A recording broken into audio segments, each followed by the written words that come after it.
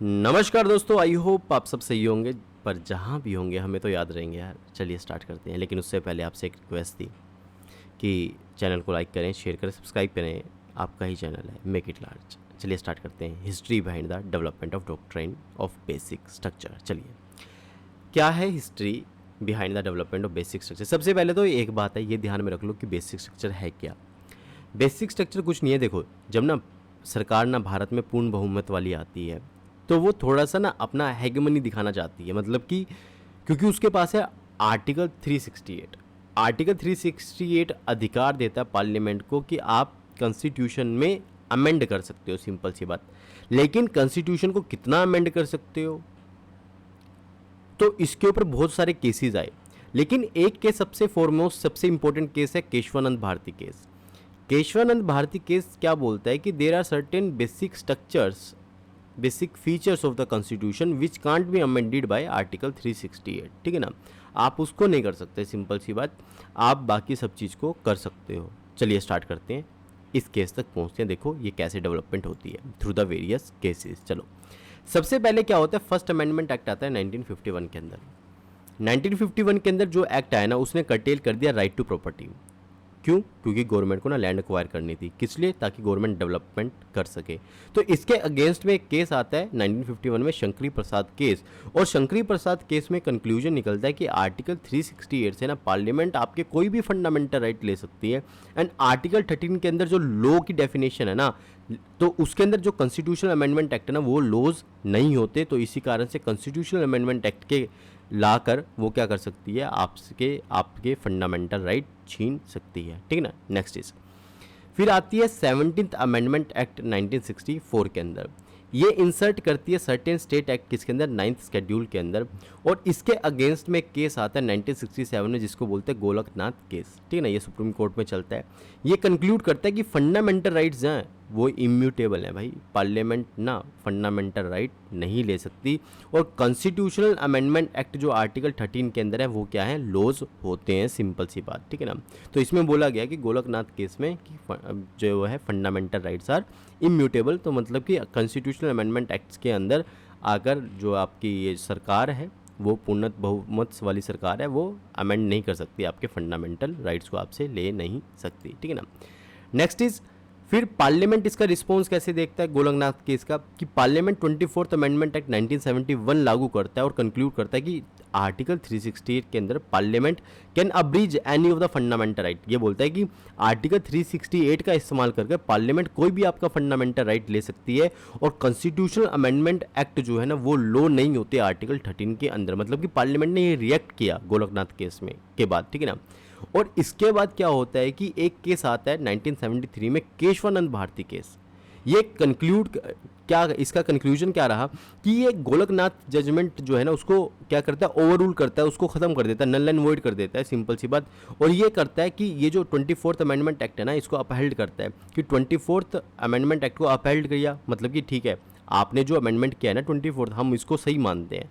और इसने बोला कि जो पार्लियामेंट है ना, कोई भी फंडामेंटल राइट को ले सकती है।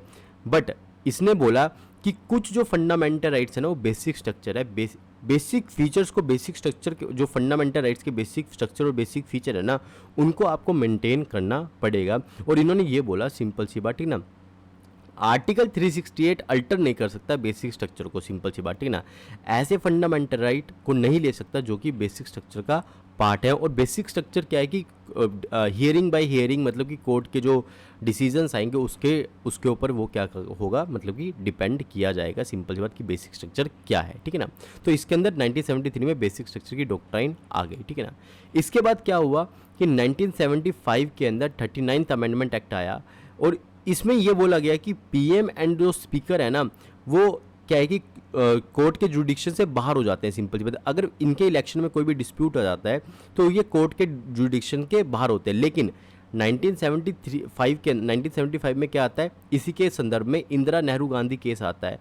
और उसने बोला कि ये जो प्रोविजन है ना कि कोर्ट के जुडिक्शन से बाहर होंगे, भाई सिंपल सी बात क्या है कि ये प्रोविज़न जो है ना अमेंडिंग पावर के बाहर है, सिंपल सी बात, ठीक है ना, ये क्या है अमेंडिंग पावर के बाहर है। एंड 1976 में इसका जो बेसिक बात इसका रिस्पॉन्स क्या आता है, 42nd अमेंडमेंट एक्ट आता है और कंक्लूजन में ये बोला जाता है कि आर्टिकल 368 के अंदर क्या बोला जाता है, आर्टिकल 368 के अंदर पार्लियामेंट के पास अनलिमिटेड पावर है अमेंडमेंट की, सिंपल सी बात, और वो फंडामेंटल राइट को अमेंड कर सकता है और इसका कोई भी अपील नहीं होगा कोर्ट के अंदर, ठीक है ना। मतलब कि इसका ये क्या आएगा कि रिस्पॉन्स आया सिंपल सी बात पार्लियामेंट का कि भाई देखो पार्लियामेंट के पास अनलिमिटेड क्या है कि पावर है अमेंडमेंट की और फंडामेंटल राइट को कोई भी फंडामेंटल राइट को अमेंड कर सकते हैं, सिंपल सी बात, ठीक है ना। नो अपील, और उसके बाद क्या है कि आप अपील भी नहीं कर पाओगे कोर्ट के अंदर, सिंपल सी बात, ठीक है ना। लेकिन इसके बाद क्या होता है कि इसका रिस्पॉन्स आता है कोर्ट के अंदर मिनर्वा मिल केस के दौरान। मिनर्वा मिल केस में क्या बोला जाता है कि भाई जो जुडिशियल रिव्यू है ना वो तो बेसिक स्ट्रक्चर क्या है, आप कैसे बोल सकती हो कि बेसिक बात कोई अपील नहीं कर सकता कोर्ट के अंदर, तो आप तो ये क्या कर रहे हो पीछे वाले उसके अंदर अमेंडमेंट में ये हनन कर रहे हो आप, सिंपल सी बात, ठीक है ना। तो जुडिशियल रिव्यू आर्टिकल 13 के अंदर क्या है बेसिक स्ट्रक्चर का पार्ट है, सिंपल सी बात, ठीक है ना। और दूसरी बात एक बेसिक स्ट्रक्चर जो है वो बहुत इंपॉर्टेंट है कि आर्टिकल 368 बोलता है लिमिटेड अमेंडिंग पावर, आपके पास अनलिमिटेड अमेंडिंग पावर नहीं है, सिंपल सी बात, ये ध्यान में रखो। एंड उसके बाद क्या बोला, आर्टिकल 368 जो अमेंडमेंट्स है ना ये नहीं ला सकती कि आप आर्टिकल 368 के अंदर ऐसी अमेंडमेंट नहीं ला सकते कि भाई सिंपल सी बात कि आप अपनी अमेंडिंग पावर को ही बढ़ा लो, क्योंकि आर्टिकल 368 के अंदर क्या है कि लिमिटेड अमेंडिंग पावर है ना कि अनलिमिटेड अमेंडिंग पावर है, ठीक है। तो इसमें फिर से दोबारा से बोला गया कि बेसिक स्ट्रक्चर जो है उसको basic structure should be preserve, ठीक है ना। एंड उसके बाद आता है 1981 के अंदर वमन राव केस आता है। वमन राव केस बोलता है कि ठीक है भाई देखो बेसिक स्ट्रक्चर है, सिंपल सी बात, किसी भी हद में पार्लियामेंट को बेसिक स्ट्रक्चर की डॉक्ट्राइन तो फॉलो करना पड़ेगा। हालांकि आपके पास आर्टिकल 368 के अंदर अमेंडिंग पावर के अधिकार है, लेकिन ये अधिकार तभी आप यूज़ कर सकते हो जब तक आप लिमिटेड अमेंडिंग पावर का इस्तेमाल करो, और दूसरी बात क्या है कि आप कॉन्स्टिट्यूशन की बेसिक स्ट्रक्चर को अडेयर करके चलो, ठीक है ना। सो डॉक्ट्राइन जो है बेसिक स्ट्रक्चर की वो अप्लाई हो, इस केस में डेट दी गई कि डॉक्ट्राइन कब से अप्लाई होगी, 24 अप्रैल 1973 से अप्लाई होगी किसकी, बेसिक स्ट्रक्चर की, ठीक है ना। सो कंक्लूजन ये निकला कि सिंपल सी बात क्या है कि अमेंडमेंट्स की पावर तो है पार्लियामेंट के पास आर्टिकल 368 के अंदर, लेकिन बात यह है कि अमेंडमेंट्स जो है सिर्फ तब तक सही हैं जब तक वो बेसिक स्ट्रक्चर को हार्म ना पहुंचाए, जब तक basic features of the constitution को हार्म ना पहुंचाए, सिंपल सी बात। और दूसरी बात यह है कि जो अमेंडिंग पावर है वो लिमिटेड अमेंडिंग पावर है, वो अनलिमिटेड अमेंडिंग पावर नहीं है। इसका मतलब कि पार्लियामेंट हर कुछ चीज़ अमेंड नहीं कर सकती, कुछ चीज़ें अमेंड कर सकती है जो कि कॉन्स्टिट्यूशन के नज़र में, जो कि जुडिशियल रिव्यू के नज़र में क्या हो, सही हो। तो ये था हमारी वीडियो का कंक्लूजन। आई होप आपको पता चला होगा कि बेसिक स्ट्रक्चर की डॉक्ट्राइन कैसे डेवलप हुई है ना।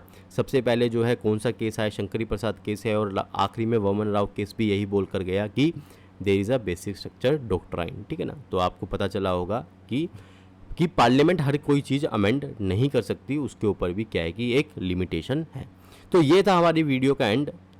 आपसे मिलेंगे फिर किसी वीडियो में, तब तक के लिए जय हिंद, जय Bharat. Piyush Thakur signing off. Like share subscribe करना ना भूलें। जय हिंद, जय भारत।